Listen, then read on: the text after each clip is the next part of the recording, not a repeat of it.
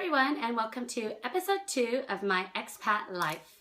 Now, if you've missed episode 1, I just went through 10 questions of all the things that most people ask me from moving abroad. And I started this little series just to share more about me and my experience of being an expat, as well as helping those that might want to become an expat or are becoming an expat and don't know what to expect. So I'm doing a little mini series for the rest of the year, and each episode contains 10 questions, and all the questions come from you. So thank you all for flooding those in on Facebook and Twitter, and keep them coming. Nothing's on limits. So I'm going to start with my first question from you viewers today. What do I miss most about home?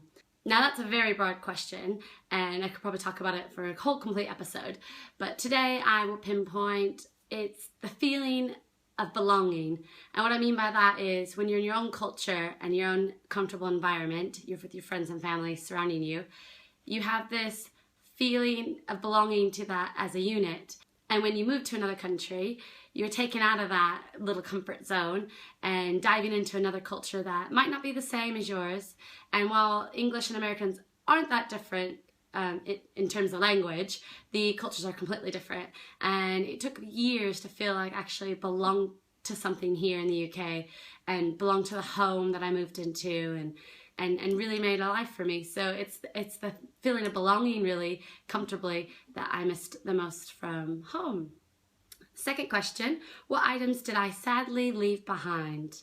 For me, material things don't matter. I mean, you can always buy a new dress, you can always buy another amazing car or amazing dresser that you loved and saved up for, and those things just don't really matter. So I pretty much left everything. I sold my entire kitchen, really everything in my living room and in my bedroom.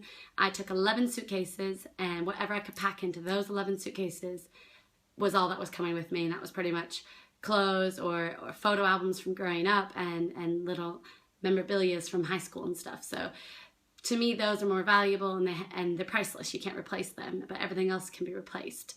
There's not one thing in particular that I left behind that I'm truly devastated about, but I was a little sad because I had just bought a brand new Mercedes, and it was a bit of a sports car, and it was my first.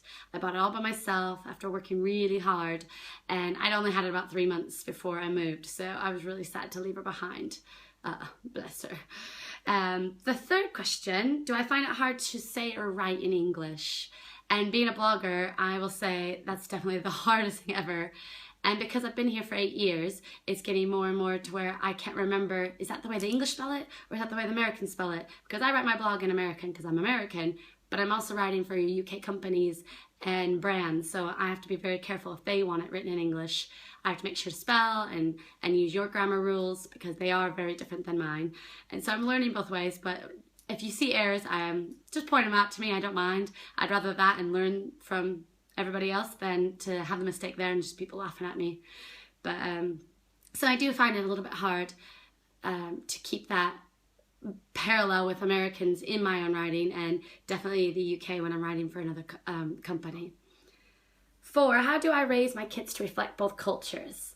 Now that's one of the best questions I've been sent so far, and I really love it because I'm so passionate about obviously being an American and being from America. I want that in my children. They're half American, they've got American passports, and living in the UK, obviously they're surrounded by your culture and your customs and people speaking your language.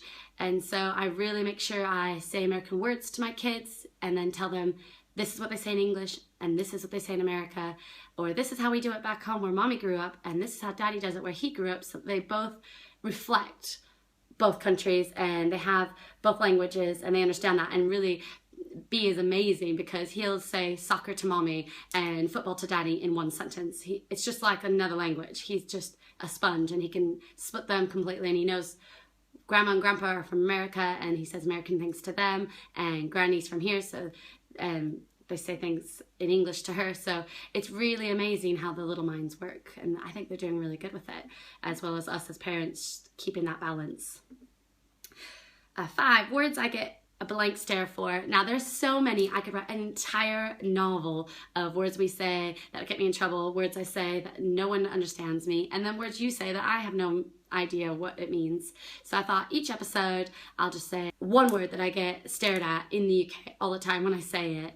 And so this episode I'll be sharing kitty corner or catty corner, depending on where you live in the US. But I say this all the time, and it just means something diagonal. So we say it's kitty corner, or the restaurant's just catty corner from our house. And it's a word we always use, and it just seems simple to me because that's like what I grew up with. But to you guys, you just look at me and you're just like, what is she talking about? Is she talking about an animal? So it gets really confusing. 6, have people been kind to me? Now, I've talked before in episode 1, and I mentioned on a few other vlogs that I have done that I've had a really hard time the first few years. And I have to say, latter part of my experience, the last 3 years, yes, people have been kind, but I don't know if that's because I'm older and I'm hanging out with more older people and I've become a parent and I have children, and I think people respect and treat you differently once you become a parent. But the first 3 years I felt that I wasn't treated very kindly. I wasn't received very nicely, and I was just kind of an outcast really for a few years. So it was definitely a struggle because I found I didn't know how to read people in England. And they were just being quiet and reserved, and I thought, oh, they don't like me, or they're just trying to ignore me. And it was really hard, that culture difference at first. But you do find balance, and you do realize people are just being quiet, or they're reserved, or just being more private with their lives than Americans, and you do get more comfortable with yourself in that culture.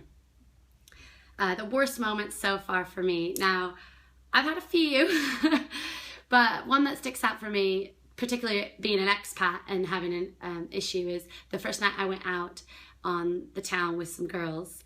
I had a drunken British lady come up to me, and she basically smacked the french fries out of my hands and told me I had a fake American accent and what was I playing at, and tried to just cause an all-out brawl with me. And I'm not a fighter, I've never been in a fight, and so it kind of panicked me, and I didn't go out for a while after that. But that was probably the worst moment that I experienced as being an expat, and kind of a discrimination really, because she was saying that I just watched too much American TV and I was putting on an accent, and well, I wasn't, so I didn't know what to do really with that. So definitely an experience to learn from.